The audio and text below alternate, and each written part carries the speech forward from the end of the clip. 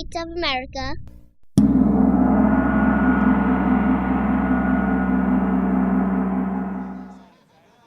All right. Hello, my name is Fred.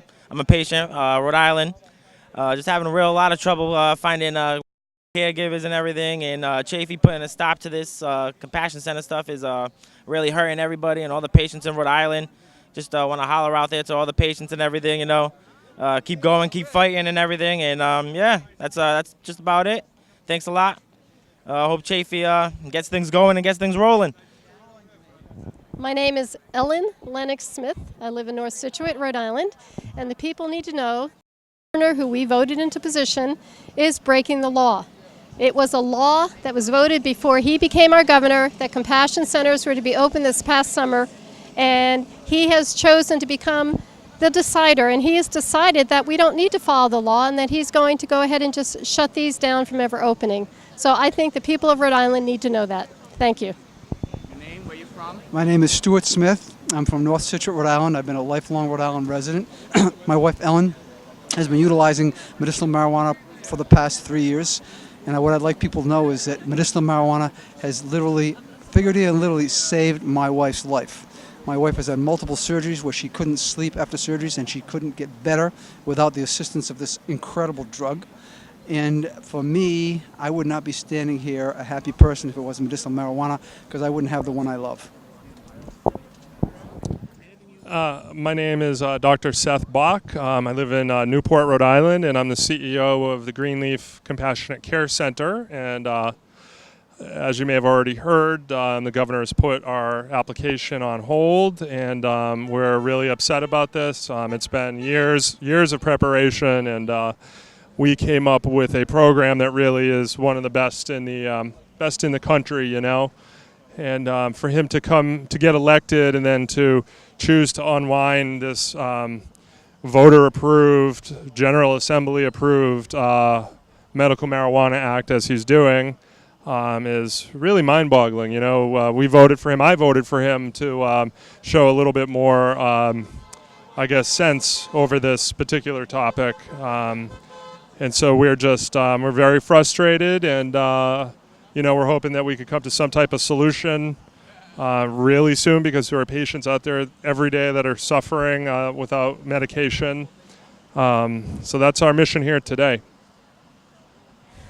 My name is Krista and I am from Warwick, Rhode Island. I'm a medical marijuana patient. I have Ehlers-Danlos syndrome, which is a rare pain disorder that affects my joints. I dislocate my hips by walking down the street, my shoulders, just sleeping, turning over my sleep. No medication has been able to help me with the muscle spasms and the pain and the depression that comes along with it, except for medical marijuana. And I should not be forced to go to a drug dealer and buy this medicine on the street when my doctor tells me that this is what's going to help me. I should have a safe, reliable place to get my medicine. Thank you. Good afternoon. My name is State Representative Daniel Gordon. I am the duly elected representative of District 71, which is Portsmouth, Tiverton, and Little Compton. I am exercising my First Amendment rights, not only as an American citizen, but a citizen of Rhode Island, as well as a state representative. We have a duty and obligation as representatives to report back to the people and be transparent. That's what we're supposed to do. So that's my purpose here today, to hold this meeting, to hold this rally with the people. And I thank we the people for giving me this opportunity to spread the word even further. This governor has made a series of what I would like to say missteps. I don't think that there's evil intent behind some of his missteps, but he's picking and choosing which laws he chooses to enforce. As a matter of fact, this latest thing with granting in-state tuition for illegal aliens and granting driver's licenses for them by utilizing an end around through his board of governors, which he appointed, is nothing less than onerous, unacceptable. And quite frankly, I wish we had an impeachment clause within our Constitution. Perhaps that's something we need to take a look at. To go around the will of the people to accomplish this, for whatever his reasons are, is unacceptable. Yet we see, and he touts, not opening the compassion centers out of fear of the federal government. Yet he wouldn't release that gentleman from a number of months ago that's alleged to have shot somebody and robbed them. Wouldn't turn them over to the federal government. Now, just looking at those issues separately, he's picking and choosing which laws he wants to enforce. That's not right. That's not right. We have laws on the books. We have rules. We have a 10th Amendment. Any rule, any law, any power that's not specifically delegated or relegated, if you will, to the federal government is reserved to the states and or the people. Our rules, our sovereign state, our little piece of land here, if you will, that trumps federal law. We had a contract. We created a contract. That's why we gave them very specific rights, and through the Bill of Rights retained very specific things for us. But not to get too far off track, we're suffering here in the state. We don't have a revenue problem, we have a spending problem. Massachusetts is enforcing their immigration laws. We're rolling out the welcome mat. The simple fact of the matter is math. It's numbers. Not only just the breaking of the law and the disobedience of the law and circumventing the rules that we have in place for a reason, it's the numbers. We can't afford it. Sure, as good neighbors, who wouldn't like to help out someone? Who wouldn't? And I think we do have a duty and an obligation to help out our legal citizens with a hand up at times when they do need it. But to circumvent the rule of law, knowing that the numbers and the math simply can't sustain it, that's a 1-2 punch. That's a 1-2 punch to the working lady and gentleman and every legal citizen in this state. We can't stand for it. Back in 1776, the people rose up. According to some historians, about 3% of the population at that time, and they took the power back. They took the power back. They threw the chains of tyranny from King George off of them, and I'm submitting that we need to do the same thing today with our excellency, his excellency, here in the State House. This isn't the governor's State House. This isn't my State House. This is your State House. This is your State House, and I would urge each and every one of you to get up out of your chairs and come here, make a phone call, send an email, knock on the governor's door, and ask him face to face. Make your points known face to face. There's no reason in the world why he shouldn't allow you a little bit of his time. Thank you again to We the People. My name is Daniel Gordon, State Representative of District 71, and believe you me, as long as I hold the oath of office, I will be up here tenaciously fighting for you, in session, out of session, until the day that I am no longer a duly elected representative. Thank you. Good day. My name is Ron Falaquette. I'm from Lincoln, Rhode Island. I'm pretty upset what's going on in this state. I'm a first-generation American. My dad was born in Canada. My mother's parents were born in Canada. They did child labor when they were young. They were factory workers. I was pretty mad this week when I went to the Board of Governors meeting at CCRI. I went to school there from 75 to 78 when it was Rhode Island Junior College in that location in Warwick. And at the time I was in the Air National Guards. They took care of the first year. That was a special program they had. But after that, I went there for another 2 years in a different curriculum, and then I went to URI. But I worked, paid my way through school. I was in the Air National Guards. I had a part-time job during the week at night. I had a part-time job on Saturdays when I was doing my weekend drills. And it took another 7 years of paying off student loans.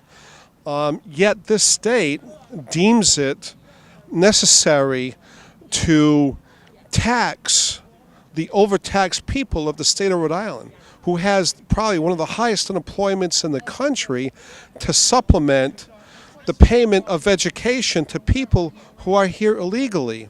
It's totally unfair. For the last 4 years, I work in a company that I call on small business owners. I've been doing that for 4 years, and previously I lived in the state of Wisconsin for a short period of time. I was calling on small business owners then, selling consulting services. And believe me, illegal aliens are not in just jobs that the average American doesn't want to do.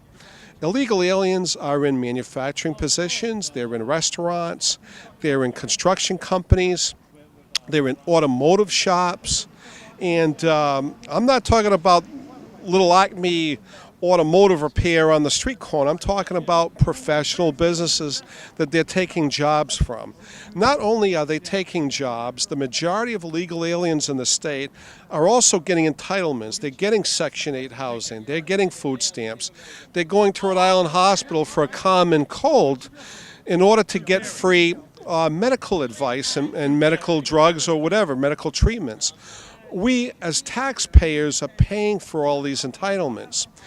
But what is hurting our economy so much? I know we do have a high unemployment, but if you go to any Western Union or money transfer location in this state on a Friday or any given payday and see the lines of people sending money back to their country of origin, for all the money these people are making in the state and across the country, how many millions of dollars is it costing us in our economy that is leaving the country, going back to send more people here? That is one of our problems that really hasn't been addressed. Sure, it's costing us in jobs. Sure, it's costing us in short sales. But if a widget factory is hiring illegal aliens to take on jobs and pay them under the table at less than what they would be paying for the average person who would be on the books, they're saving money, but they're also getting illegal competition amongst Acme Widget down the street. Okay, so Acme Widget, in order to be able to compete against a company who is hiring illegal aliens and is able to sell their widgets for less money, has to lower their prices.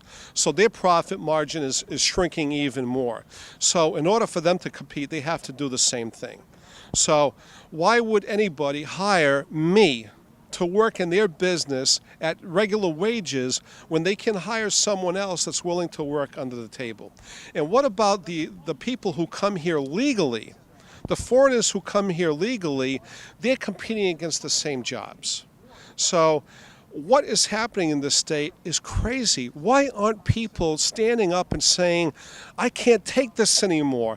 I'm tired of living the way I'm living. I'm tired of having to scrimp and save because the governor wants to take my money to support someone who is taking our jobs and our money through entitlements and benefits that we're paying for. It just isn't right. Things have to change. People have to start getting involved in what is happening in the state. People have to start getting involved in what's happening in this country. The bottom line is the governor, the president, wants to give these people these entitlements, these jobs, and everything that they want because they know they're going to get the votes. And how could we as Americans get anything done and anything accomplished in this country if we have to compete against votes from people who are not even here legally? Does it make any sense that we're supplementing the cost of going to college, getting a college education? Is it fair that we're supplementing their education? This state, this country is acting as enablers to all the problems that we have, to all the laws that are being broken. The country doesn't want to enforce the laws. The state doesn't want to enforce the laws because the people are in power want the votes of the people who are breaking the laws. And God bless the United States of America, and I hope some people get something out of this and start doing something about it. Thanks very much.